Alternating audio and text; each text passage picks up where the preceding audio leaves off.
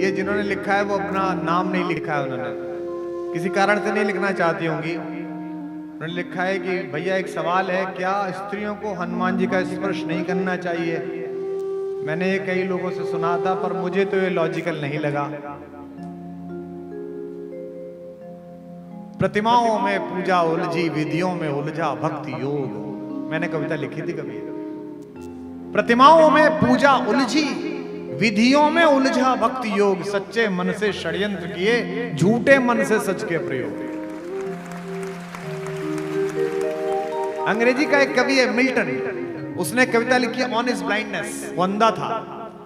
उसने लिखा है कि हे ईश्वर, तुम्हारे आदेश पर लाखों लोग इस समुद्र के सीने पर महीनों महीनों चलते हैं। हे ईश्वर, तुम्हारे आदेश पर लोग बाग रेगिस्तान पैदल पार करते हैं। वे सब तुम्हारे आदेश पर काम कर रहे हैं। मिल्टन ने लिखा है, they also serve who only stand and wait. जो खड़े होकर केवल प्रतीक्षा कर रहे हैं कि भगवान आदेश देना मैं तैयार हूं, वो भी भगवान का काम कर रहे हैं। अगर स्त्री भगवान को नहीं छू सकती तो फिर तो भगवान को कोई नहीं छू सकता। अंजनी के पुत्र से अंजनी नहीं मिल सकती, सीता के पुत्र से सीता नहीं मिल सकती, उर्मिला के प्रिय से उर्मिला नहीं मिल सकती। ये कैसे संभव है? हनुमान से, क्योंकि इस बच्ची ने अपनी आयु भी लिखी है, छोटी सी बच्ची है, 19 वर्ष की बच्ची के मन में यह प्रश्न आपने भर दिया। मैं धर्माचार्यों से अनुरोध करूंगा, कृपा पूर्वक आप सब इस उद्घोषणा में साथ आए। आप अपना मत दें, आधिकारिकता दें। हम तो सनातन धर्म के लोग हैं, हम निरंतर परिष्कार के लिए ही जाने जाते हैं। हमने अपनी धर्म की समकालीन व्याख्याओं के कारण ही धर्म को मजबूत किया है। हमने अपनी नई व्याख्याएं गढ़ी हैं, और ये जो हमारा नवोन्मेष है, यह जो हमारी अपनी स्थापनाओं की पुनर्प्रतिष्ठा है, यही हमारा चिरंजीवी और संजीवनी सत्व है, जिसके कारण हम विश्व में आज तक जीवित हैं। हम किसी पोखर में सड़ने वाला वो जल नहीं है जिसमें नए ताजा कमल गंदगी के कारण कुम्हला जाएं। हम गंगोत्री से निकलने वाला वो पवित्र जल हैं जिसकी धारा में चिंतना लगातार बहती है, हजारों वर्षों से बहती है। हनुमान जी को देवता समझकर, भगवान समझकर संकोच में मत आओ बेटा। हनुमान तो प्रतीक है दिव्यता के, हनुमान तो प्रतीक है भगवत्ता के।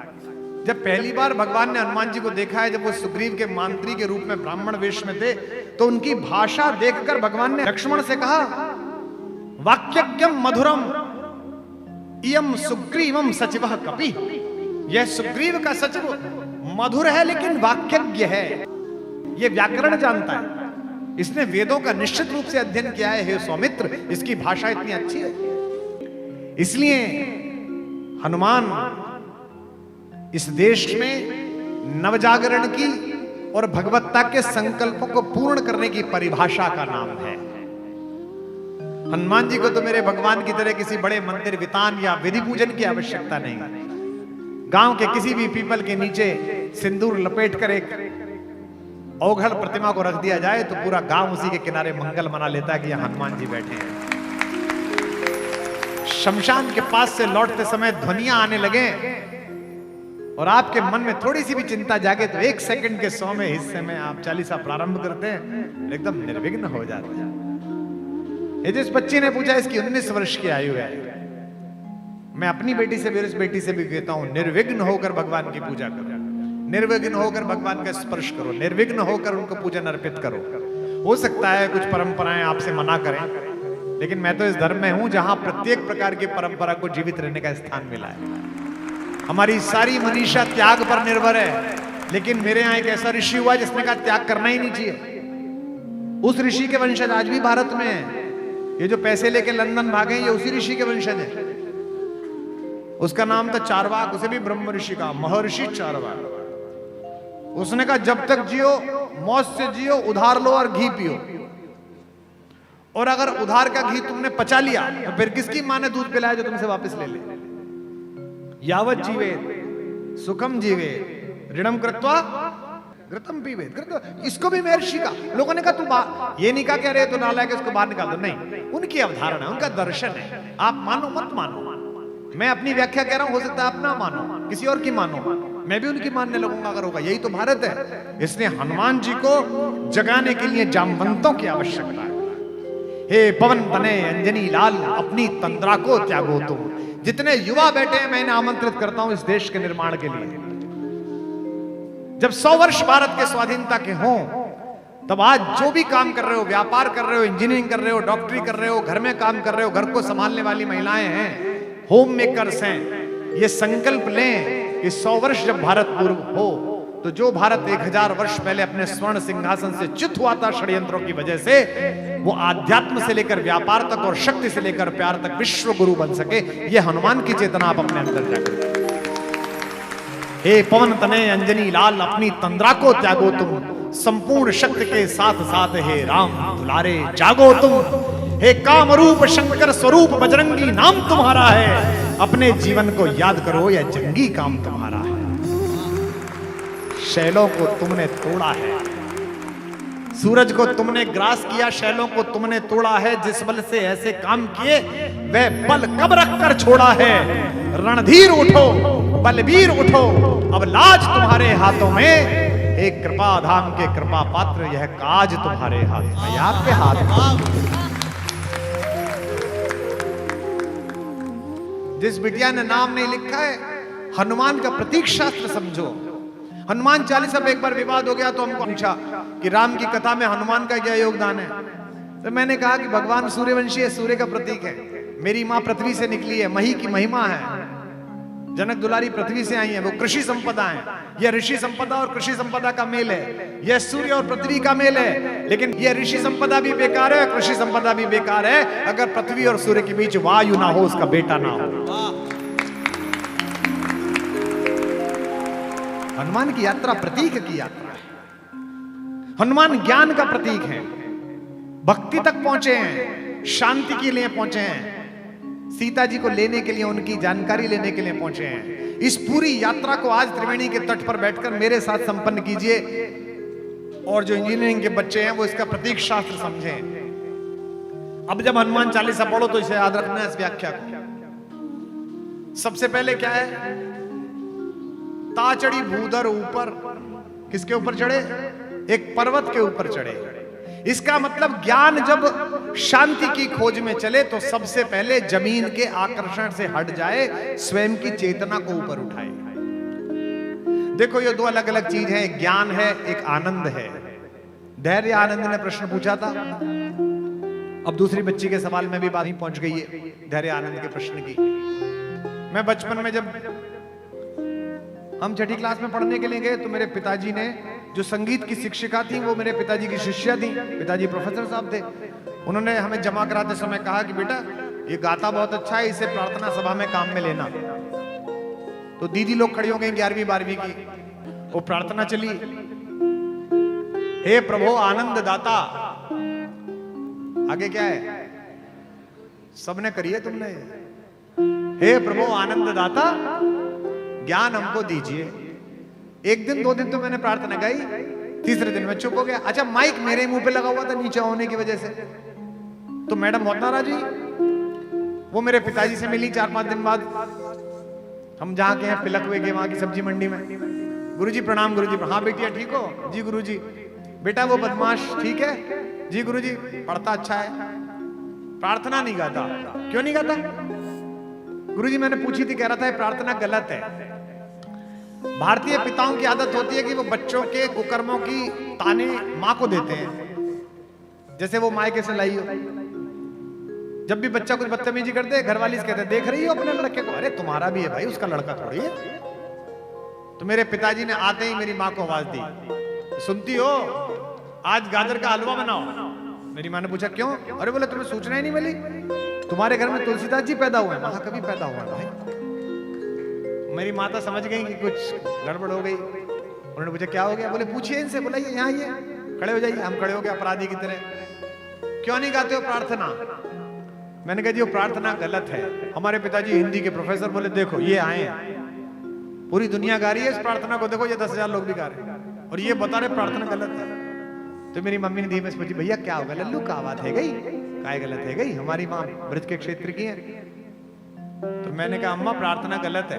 बोले क्यों? मैंने कहा वो प्रार्थना में शुरू में ही कह रहे हैं भगवान जी कि मैं आनंद देने वाला हूं और अपन ज्ञान मांग रहे हैं उनसे। अब त्रिवेणी घाट पर बैठे हुए लोगों, हीरे की दुकान पे हींग खरीदने कौन जाता है? हीरे की दुकान पर अगर आप हींग मांगो तो वो आपको मूर्ख समझेगा, और परचून की दुकान पर हीरा पूछो तो वो मूर्ख समझेगा। जीवन में अगर आनंद आ जाए तो ज्ञान की क्या आवश्यकता है? उसी की तो खोज है सारी। आनंद की खोज है। भगवान का नाम भी सच्चिदानंद है। सबकी इच्छा है, आपकी भी इच्छा है, मेरी भी इच्छा है, जो संत बैठे हैं इनकी भी इच्छा है, ये जितने त्यागी तपस्वी ऋषिकेश में घूमते हैं इनकी सबकी इच्छा है। पर इनकी और जगत की इच्छा में अंतर है। जगत अपने कल्याण की इच्छा करता है, ये जगत के कल्याण की इच्छा करते हैं, ये मोक्ष की इच्छा करते हैं। सांसों की सीमा निश्चित है, इच्छाओं का अंत नहीं है। जिसकी कोई इच्छा ना हो ऐसा कोई संत नहीं, सब संतों की इच्छा है। हनुमान चले शांति की खोज में, ज्ञान चला है शांति की खोज में, तो पृथ्वी के आकर्षण से ऊपर उठकर अज्ञात में छलांग लगा रहा है। अब यात्रा आगे बढ़ाइए धीमे धीमे मेरे साथ। आगे क्या आया? मैनाक पर्वत। मैनाक पे क्या है? सोना है, चांदी है, संसाधन है। जितने बच्चे यहां बैठे हो, युवा बैठे हो, ध्यान रखना, संसाधन जब रास्ते में मिले ना तो उन्हें प्रणाम करके आगे निकल जाना, तभी शांति तक पहुंच पाओगे, तभी सीता तक पहुंच पाओगे। इसलिए मैनाक को प्रणाम किया और आगे निकल गए। संसाधन कोई बुरी चीज नहीं है। ये महंगी घड़ी पहनना बुरी चीज नहीं है, गाड़ी में चलना बुरी चीज नहीं है, पर साधन तुम्हारा उपयोग कर रहा है, तुम साधन का उपयोग कर रहे हो, यह महत्वपूर्ण है। इसलिए अगली चीज मिली सुरसा। सुरसा क्या है? सुरसा है यश की सुरसा। सुरसा की क्वालिटी क्या है? जितना आप बढ़ो उतनी ज्यादा बढ़ जाती है। यश की सुरसा बड़ी खराब है। मंत्री जी चले गए, मैं कहता ये बाकी विधायक लोग बैठे, बड़े बड़े विद्वानों को, बड़े बड़े साहित्यकारों को, बड़े बड़े ज्ञानियों को मैंने जेब में अपना बायोडाटा लेके इनके दरवाजे पर चक्कर लगाते हुए देखा है। इतने बड़े ज्ञानी हैं, पद्मश्री दिला दो, पद्म भूषण दिला दो, वाइस चांसलर बनवा दो। अरे हद होगी भाई। यश की सुरसा, जितना आप अपना लोभ बढ़ाओगे उतना लोभ बढ़ता चला जाएगा। अच्छा क्या कर लेगा पद्मश्री का? एक दिन की खबर है, पद्मश्री मिली, इसके बाद क्या करेगा? रोज त्रिफला रख के, शहद रख के चाटेगा, इस पे क्या करेगा? इतनों को नहीं मिली, उसके बाद भी वो बड़ा काम कर गए। साधु संतों को नहीं मिली, इससे क्या फर्क पड़ गया? मैं अक्सर देखता हूं संतत्व में जुड़े हुए लोगों की कामना। दुष्यंत ने प्रवेश किया महर्षि कण्व के आश्रम में कोट द्वार में, तो सबसे पहले अपना मुकुट उतार दिया, अपना धनुष रख दिया, अपना रथ रख दिया, चप्पल उतारी, फिर चढ़ा। उसके दोस्त मांडव्य शर्मा ने पूछा कि राजन ये क्या कर रहे हो? तो दुष्यंत ने कहा ऋषि आश्रम हो, यह ऋषि का आश्रम है, विनीत वेश प्रवेष्टव्य, इसमें विनीत वेश के साथ प्रवेश करो। तो यह जो यश की सुरसा है कि मुझे मिले, हनुमान जी ने इसका इलाज निकाला है। हनुमान जी का इलाज पसंद आ जाए तो जीवन में उतारना, मैंने उतार रखा है। हनुमान जी ने कहा अच्छा तू कद बढ़ा, कितना बढ़ा दिया है? पद्म श्री, पद्म भूषण, पद्म विभूषण, भारत रत्न, बढ़ाता चला। और जैसे ही बड़ी हो गई, हनुमान जी ने खुद को शून्य बना लिया कि मुझे कुछ चाहिए ही नहीं। इसके अंदर गए और बाहर निकल आए। यही हनुमान हो जाना, यही हनुमान हो जाना। ये पूरी वैज्ञानिक यात्रा है। लंका सोई हुई है। क्यों? लंका क्यों सोई हुई है? जो भी सोने के चक्कर में पड़ा वो सो जाता है। लंका में एक ही व्यक्ति जगा हुआ है, तेई अवसर, वही जागा है विभीषण। क्यों? चूंकि इसके हृदय में भगवान है। इसलिए संसाधनों में भी जिसके मन में ईश्वर है वो जागा रह जाएगा। और वो पूछता है हनुमान से कि मुझे मिलेंगे कि भगवान या नहीं मिलेंगे, मैं तो राक्षस कुल में पैदा हुआ। हनुमान कहते हैं हम तो वानर हैं, विशेष नर हैं, प्रात ले जो नाम हमारा, तेई दिन ताही न मिले आहारा, हमसे मिल लिए। इसलिए जीवन में बनना है तो हनुमान बनो। जिस बच्ची ने पूछा है, हनुमान बड़ा प्रतीक है। राज्याभिषेक हो गया, सब मेहमान चले गए, सब चले गए, सुग्रीव चले गए, अंगद चले गए, जामवंत चले गए, विभीषण चले गए, निषाद राज चले गए। 2-3 महीने एक ही आदमी रह गए अयोध्या में, वहां से आए हुए हनुमान जी। अब वो जाए नहीं। 6-7-8 महीने हुए, अयोध्या में कानाफूसी शुरू हुई कि भाई सब चले गए, ये नहीं गए, इनको कुछ मिला नहीं क्या? पोर्टफोलियो जब बढ़ता है ना, कई लोग घर पे बंद गले का कोट्स प्रेस करवा लेते हैं, क्या पता कॉल आ जाए। गर्मी में भी बाद में टांगते हैं कि नहीं आई कॉल, कोई बात नहीं। तो लोगों ने कहा यार हनुमान जी कुछ मिला ही नहीं, और हनुमान जी जान ही रहे, राम जी किससे कहते? राम जी ने रात्रि में माता सीता से कहा कि सुनो, वो हनुमान से कहो कि वो कोई जिम्मेदारी ले ले और जाए, अपना निभाए, बहुत उसने मेरा साथ दिया, बड़ी कृपा। सीता जी ने कहा क्या, मुझसे कह भी मत देना ये बात। और अगली बात जो सीता जी ने परिहास में कही, वो महिलाएं ही अपने पति से कह सकती है, बाकी तो किसी की हिम्मत नहीं राम के सामने। सीता जी ने कहा बिना अपराध के अपने बेटों को बाहर निकालने की परंपरा आपके खानदान में होगी, मेरे घर में नहीं है, मैं नहीं निकालूंगी। मैं अपने बच्चे को घर से बाहर निकालूंगी, मेरा बेटा है वो हनुमान, मैं तो नहीं निकालूंगा। राम जी निरुत्तर होकर सो गए। सुबह उठे, लक्ष्मण जी से कहा भैया, हनुमान जी से, लक्ष्मण जी ने कहा प्रभु मैं मूर्छित हुआ था तो आपने तो सारी चेतना ही खो दी थी, रोने पीटने लगे आप तो। विपत्ति विदारण बंधु बाहुबिन करत भरोसो काको, मेरो सब पुरुषार्थ था को, आपने तो पुरुषार्थ ही छोड़ दिया। आपने कहा नहीं, मैं तो खुद ही आत्मदाह कर लूंगा, और ये मर गया तो क्या होगा।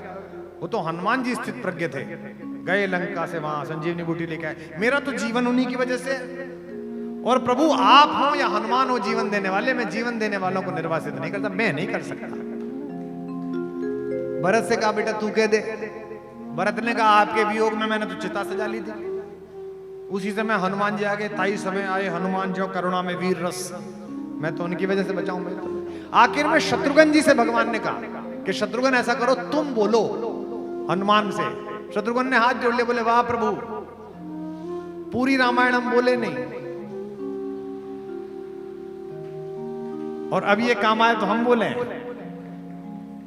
ये नहीं चलेगा। जो करना है आप ही को बोलो। अंत में बड़े मन से चलती राज्यसभा में हनुमान की बहुत प्रशंसा करके राम जी ने कहा आहा, ये बच्चा तो बहुत ही प्रिय है, इसके तो लक्ष्मण से भी दुगने उपकार है मेरे ऊपर, और मैं तुझसे कहता हूं तू कुछ मांग, कोई पद ले और आनंद पूर्वक उस पद का उपयोग करता हुआ अपना राज्य चला बेटा। हनुमान जी हाथ जोड़ के खड़े हो गए, बोले कि आपको तो मैं न्याय का देवता समझता था, आप तो अन्याय कर रहे हो। अभी तो आपने कहा कि दुगने उपकार हैं और पद एक दे रहे हो। अगर मेरे उपकार दुगने हैं तो पद भी दो चाहिए। भगवान ने कहा अच्छा कोई बात नहीं, लालच आ गया होगा, बोले चल मांग ले 2 पद। हनुमान जी चरणों में बैठे और दोनों पद पकड़ लिए, बोले पकड़ लिए यही पद, बस यही 2 पद चाहिए, यही रहे।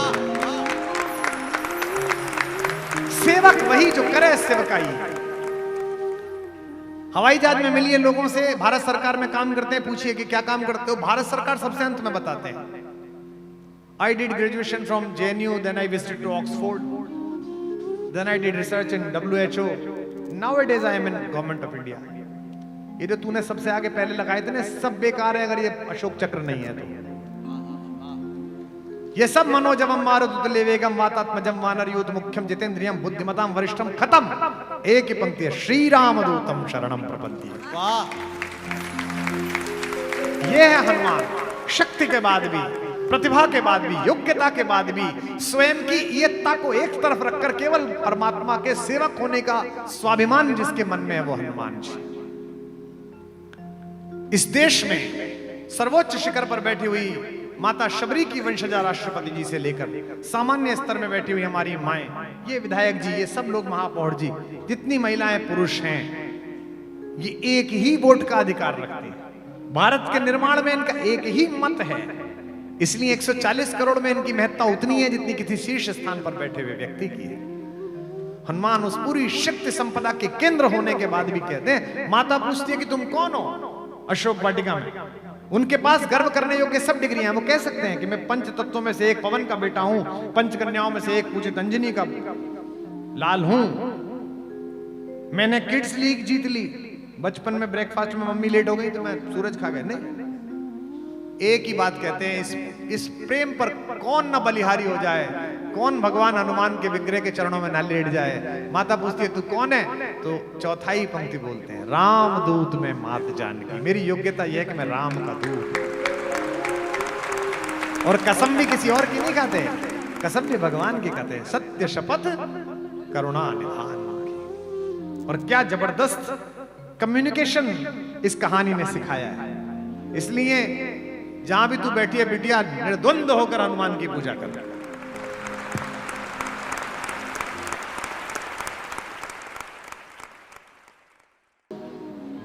मनुष्य की आदत है कि मेरे पास जो है वो जिसकी कृपा से मिला है मैं उसे भूल जाता हूं, और जो मुझे अपेक्षित है, जो वांछित है, उसके लिए मैं प्रतिपल परेशान रहता हूं।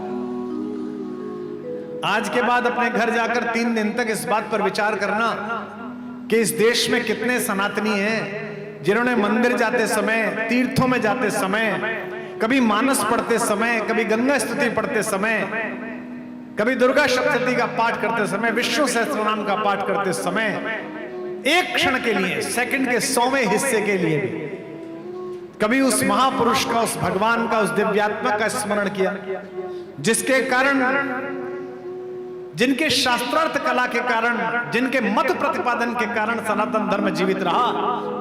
मैं 3 दिन के इस प्रस्ताव को, 3 दिन के इस संवाद के प्रारंभ में सबसे पहले दक्षिण से चले हुए उस ऋषि की प्रार्थना को प्रणाम करता हूं, जिसे मैं और आप आद्य शंकराचार्य के नाम से जानते हैं। इतनी बड़ी विभूति